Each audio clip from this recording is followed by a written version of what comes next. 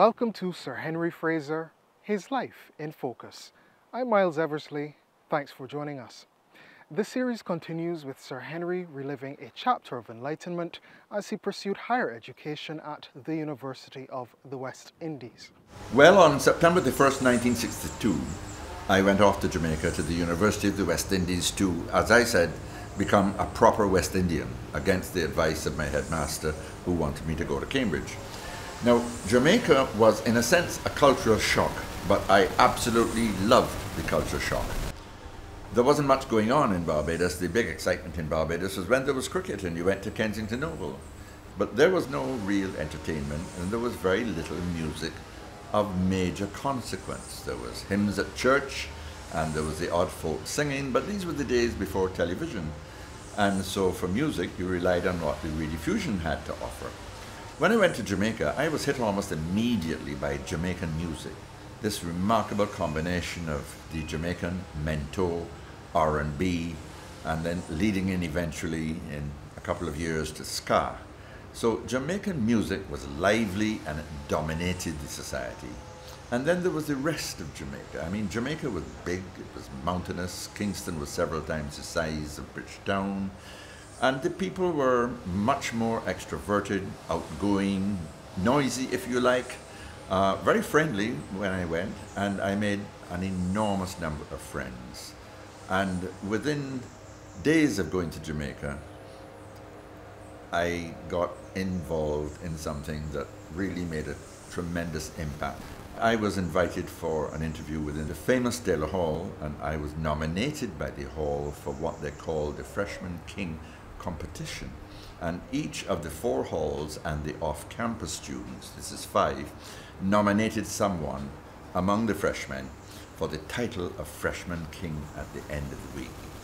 Well, we were then all interviewed by the Guild Council, and the chairman of the Guild Council in those days was a very large historian, a lovely lady called Gloria Lanneman, who weighed about 300 pounds. Very impressive lady. And I thought, wow, being interviewed with her was actually a thrill. And we were all told that we had to attend the big social, the big fete at the end of the week, which was called the Freshman's Ball. Remember, this is 1962, so the university was still fairly conservative in its approach. All of the art students, for example, wore red gowns to classes, to lectures. Anyway, the night of the Freshman Ball arrived, and the guild chairman came on the microphone and announced that the Freshman King was one Henry Fraser from Barbados.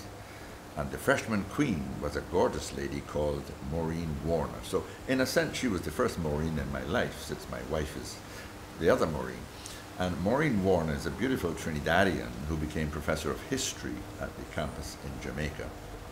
And you know, it was a great thrill to be singled out for that honor. There were other things in Jamaica that really struck me. One of the wonderful events in my first couple of weeks was an invitation to a Sunday lunch to celebrate the 25th anniversary of a very famous Jamaican surgeon called Dr. Harry. Dr. Harry's son was a medical student and very friendly with my friend, Dr. Michael Hoyas, who had encouraged me to go to Jamaica. And I got an invitation, therefore, to this big party that was being held at their home in Port Maria. And this was a mansion on the hilltop looking down over Port Maria, where the very popular Dr. Harry had about 100 people to lunch that day. And what I discovered was that Jamaican red striped beer was in fact very palatable, because we went off to Port Maria in a kind of entourage of cars. About 6 cars left Kingston all around the same time at 9 o'clock and went one after the other, like a wedding procession or something, to Port Maria. And we started drinking red striped beer from about 10 o'clock. Now in Barbados, if you're invited to lunch, you will expect to have lunch around soon after the middle of the day, maybe by 1 o'clock or something like that. Not in Jamaica. Sunday lunch in Jamaica is a magnificent, massive feast. And most of the ladies involved will be supervising something or other in the kitchen. Some will have brought dishes and so on. So we were drinking red striped beer from about 10 o'clock until about 4 o'clock in the afternoon when lunch was served. You can imagine the liveliness of the debate. And what struck me so about that first Sunday event in Jamaica was the involvement of every single Jamaican male in the politics and the development of Jamaica. Remember, they had just become independent a month before, in August of 1962. They had shied away from the university. You remember the famous statement that Jamaica withdrew because Bustamante didn't like the idea of Jamaica supporting the poor Eastern Caribbean countries. They withdrew, and Eric Williams, whose mathematics was not very good, said 1 from 10 leaves naught, and Trinidad dropped out, leaving us to fend for ourselves down here, and the rest of that is history. But the Jamaican guys were so fascinated by the politics. They knew all about it. And I thought to myself, you know, politics is never discussed in Barbados. Everybody knows that Grantley Adams was the premier. We now have Gordon Cummins and so on. But politics was not a big topic for discussion. It could never replace cricket as a topic of interest by the Barbadian male. But here were the Jamaicans excited about the politics. Little did we know that within 10 years' time, the guns would be around, the political divisions would be terrible, and the tribalism of Jamaican politics would be basically working hard to destroy the country. But Jamaicans are vibrant people, and that they have managed somehow to survive the guns and the divisions. But that was an exciting event, and it taught me a lot about Jamaican culture. The rest of my time in Jamaica for the next 2 years was supposedly spent studying. Now let me explain that the first 2 years of medical studies are traditionally a kind of intellectual torture. You are expected to acquire a vast amount of knowledge and to regurgitate it in exams at the end of the 2 years, which are called the second MB exams. Well, I was so enjoying life in Jamaica. I enjoyed the social life, I enjoyed the fetes or the cinema every weekend. I enjoyed the society, the people, the music, the tennis I played, the art. I got involved in the art of Jamaica. In my second year, I became the president of the art workshop, and I painted and I drew, and Jamaica was just too exciting for words. So in my first term, I actually failed exams for the first time in my life. That was very demoralizing. The next 2 terms, the Easter term and the summer term, I did rather better, but I had committed to spending my first summer in the USA because I had a sister in Atlanta and relatives in New York, and so I planned to hitchhike across the States. Well, I took a Greyhound bus in that summer vacation after I arrived in Miami up to Atlanta, and then I set out from Atlanta to hitchhike to Washington. In Atlanta, I had some great experiences because I explore and I take liberties. So I just walked into the Emory University one day, found the medical faculty, introduced myself, and I spent a week at Emory actually taking part in dissection or prosection of bodies with a couple of the Emory students. I met the professor of anatomy. I had a great time as a visiting student at Emory. And then I went off, I wanted to see Morehouse University, of which I'd heard. Morehouse, of course, is the traditional, famous black university in Atlanta. And so I wanted to see Morehouse, and I walked into Morehouse, and it turned out that it was a holiday day in the USA. So the university was closed. But there was I with the camera, a borrowed camera, of course, I couldn't afford my own. There was I with a borrowed camera, photographing this magnificent building, which was the administrative headquarters. And this little man came down the steps towards me and said hello and asked a couple of questions. And he turned out to be the famous Dr. Benjamin Mays, who said the prayer at the end of Martin Luther King's great speech in Washington a few weeks later. And we had about a 20-minute conversation because he was a personal friend of Sir Arthur Lewis, who was the Vice Chancellor of the University of the West Indies. In those days, it was called the Principal. And so that was one of the memorable occasions of my life, meeting with and chatting with this great man. I set out hitchhiking from Atlanta, heading for Washington, and I got a ride in a Mustang with a genuine Texan cowboy who was relocating. Cowboy hat, cowboy boots, everything, red Mustang car. And he drove me 300 miles to a place called Greensboro. And I remember in North Carolina, I remember distinctly going into the motel where he dropped me off at about 6:30 in the afternoon to register. And the young man in the motel said, You're hitchhiking? You? You're crazy. Where's your military or naval uniform? Nobody but an American soldier hitchhikes these days. So he said, look, my wife and I will give you a bed for the night in our home on condition that you take a Greyhound bus the rest of your time in the States. And I thought that was, tremendous generosity. I took a Greyhound bus and went on to Washington, stayed with friends, and spent a week touring the galleries of Washington. And that was a fantastic experience. From the Smithsonian Institute at one end of the mall under the Capitol building, and the Capitol building was designed by a West Indian from Tortola. It's an important point to note. Right down to the Lincoln Memorial at the other end, which represented the great work of that President, Abraham Lincoln. And in between all of the various museums, the Metropolitan, the Museum of Art, the Fraser Gallery of Art, which is the Japanese art gallery, and that blew me away, and it influenced my painting style for a long time. Then off to New York, where of course my relative in New York took me to the Empire State Building, to the United Nations, to Radio City Music Hall, the works. So that was New York. And I remember taking a photograph from the top of the Empire State Building, looking down at the New York City. And when I went back to Jamaica, I won the photographic prize. Totally amateurish photography, but I won the top prize in the next student competition. So I went back to Jamaica after this experience, this marvelous experience of seeing the USA. And that next term, we were very fortunate in having a professor of physiology, newly arrived, and I was in his tutorial group. And what he taught us was the most amazing thing. He taught us the concept of active learning. And by active learning, what he meant was that you use your brain and your memory to recall what you know before you add to it. So that if you went to a lecture and the lecture was on the function of the kidney, then instead of reading about it that night, you sat down with a blank piece of paper and you attempted to remember, recall, and write everything down that you had had in that lecture. He made the point that it's like painting a door. If you've painted a door red and then you come back and paint it black, then you don't see the red anymore. The red's gone.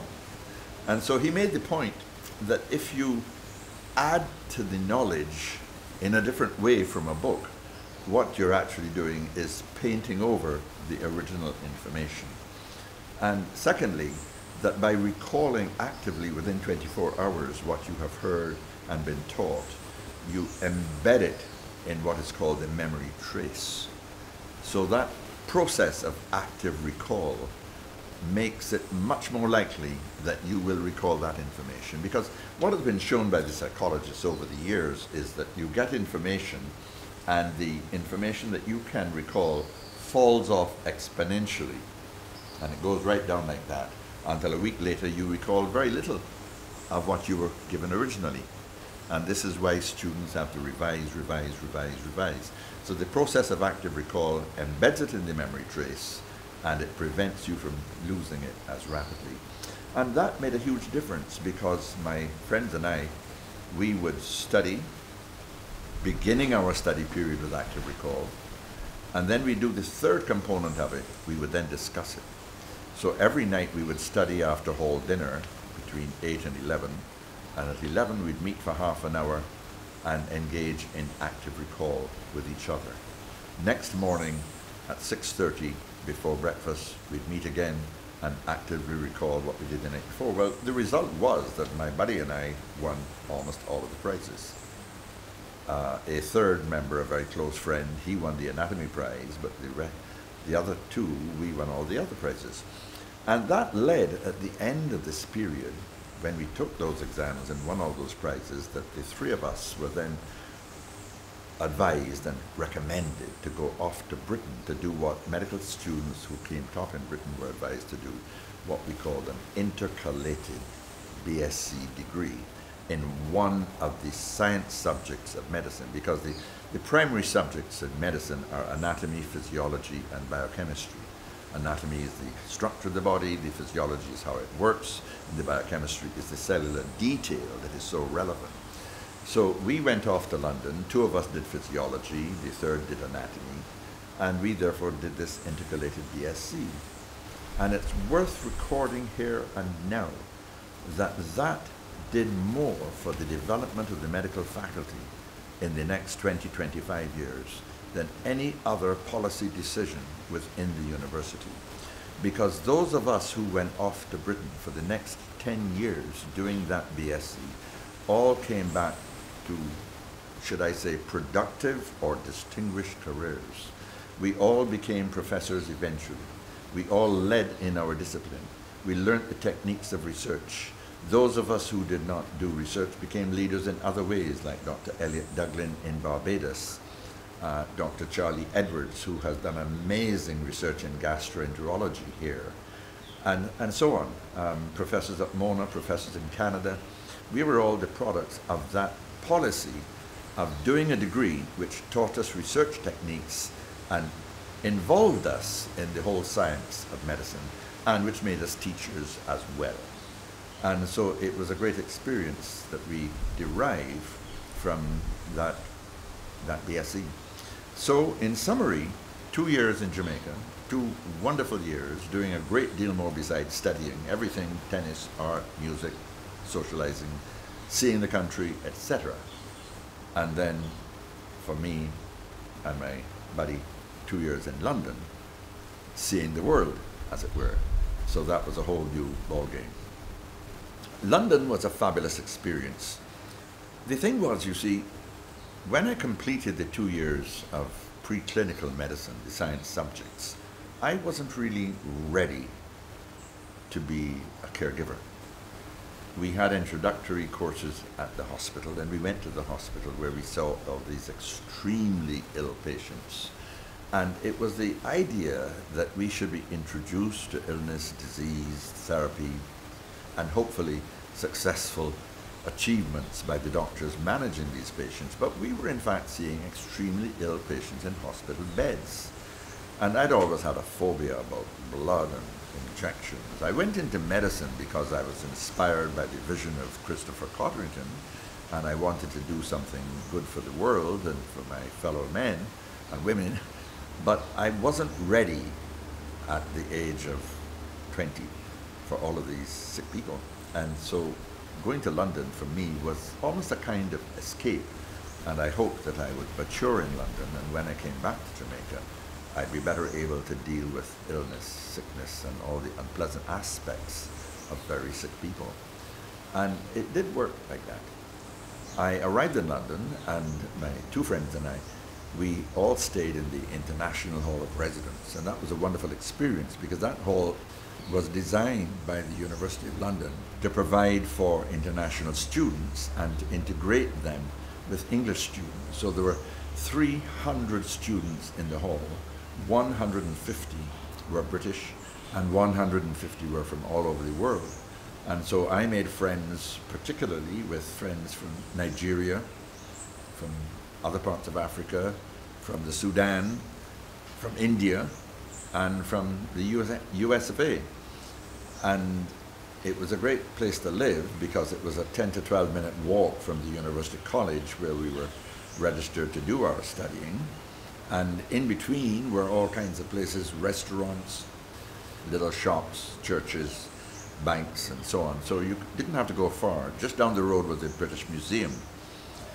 What I discovered, though, on getting to London and communicating with the Barbados High Commission, which was responsible for us students in London, I discovered that by the time the very modest tuition fees were paid and the Hall of Residence was paid, I had about £1.50 left over. And that was the pocket money that I had, because my parents were not well off. My parents could barely make ends meet. I was entirely dependent on my Barbados scholarship. The scholarship was established in the late 19th century, but the support system, the funding of the scholarship paid to each student, had been fixed in 1950, and this was 1964, 14 years later. So the value of the pounds that we were getting in Britain were approximately 1/3 what they used to be.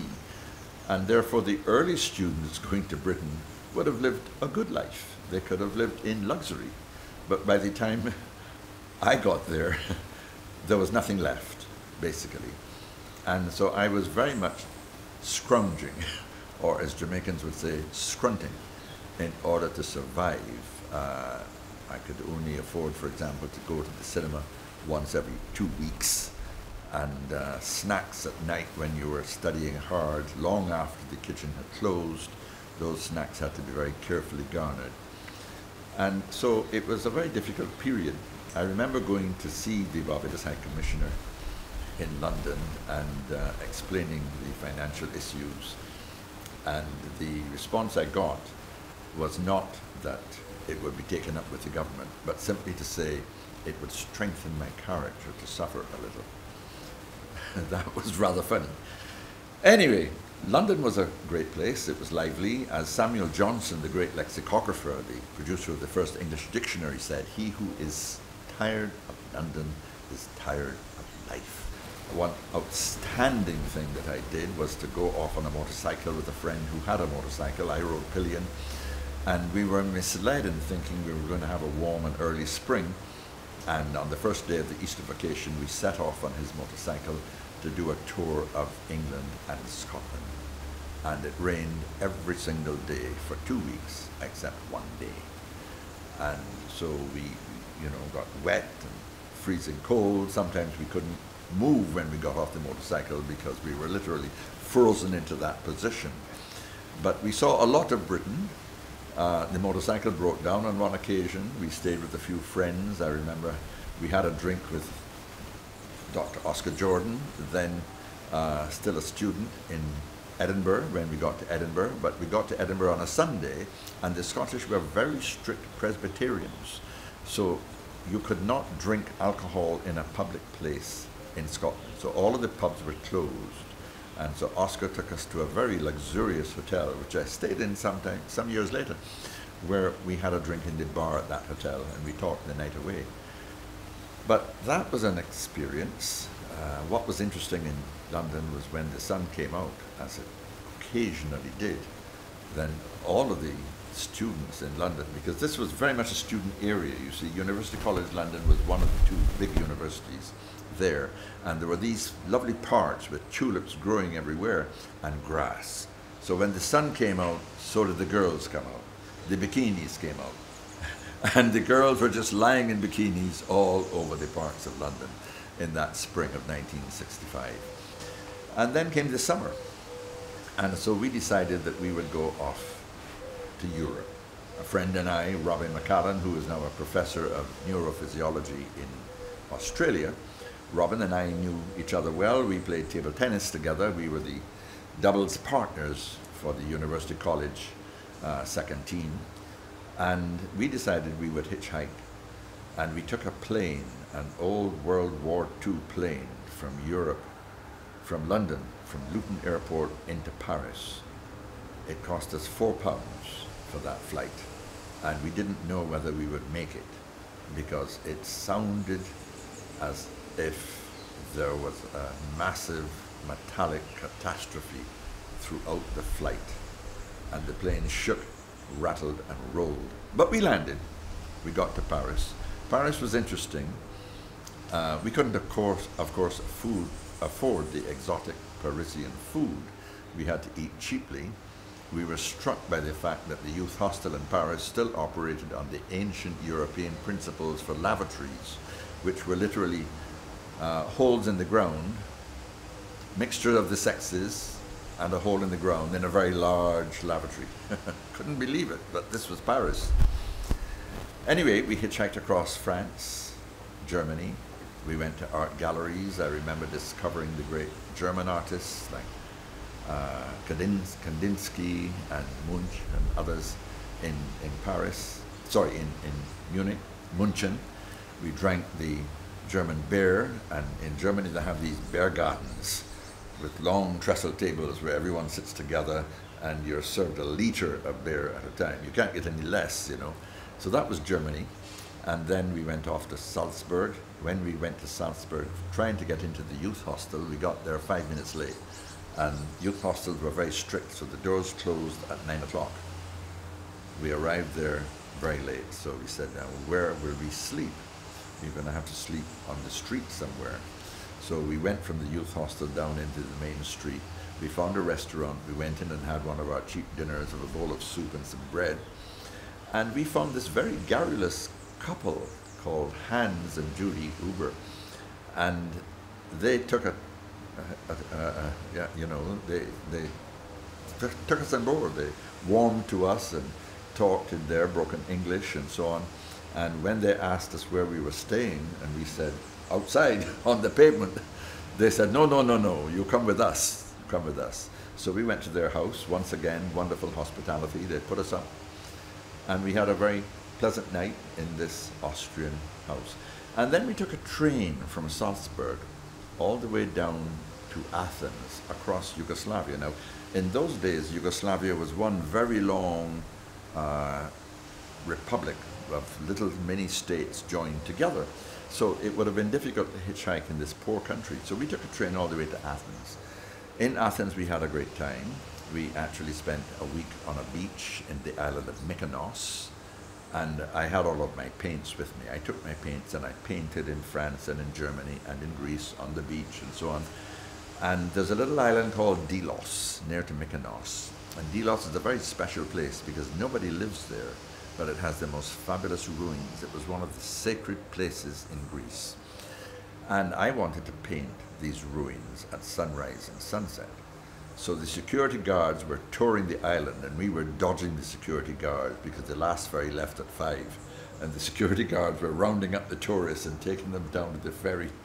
And Robin and I were sort of hiding in some ruins so that they wouldn't see us, so that I could paint the sunset, the ruins against the sunset, and again at sunrise.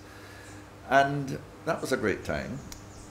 In Athens, the Acropolis was a very, very special place.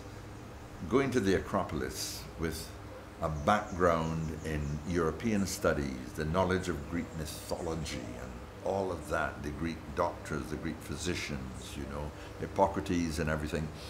For students coming to Athens, the Acropolis was the centerpiece. It was the goal, really. And we would go up to the Acropolis at night, and there would always be 6 or 8 or more students in little groups gathering, talking philosophy, talking about the old Greek philosophers and the ideas of the Greeks and so on. And at the bottom of the Acropolis was an outdoor theater. The Greeks had all these wonderful semicircular outdoor theaters where we actually saw the play Oedipus Rex. So Athens was a great experience. When I went back to Athens with Maureen and a couple of friends after retirement on a cruise, the Acropolis shut its gates. It was now surrounded by a high wall. It had been damaged over the years by visitors. So they shut their gates at 5 o'clock. So there was no more moonlight romance, no more moonlight philosophy, nothing like that under the stars at night at the Acropolis. That was a great pity. A real shame indeed. Happily, however, Sir Henry will continue to regale us with tales of his travels across Europe in the next program. This has been Sir Henry Fraser, His Life in Focus. I'm Miles Eversley. Do take care, and thanks for your time.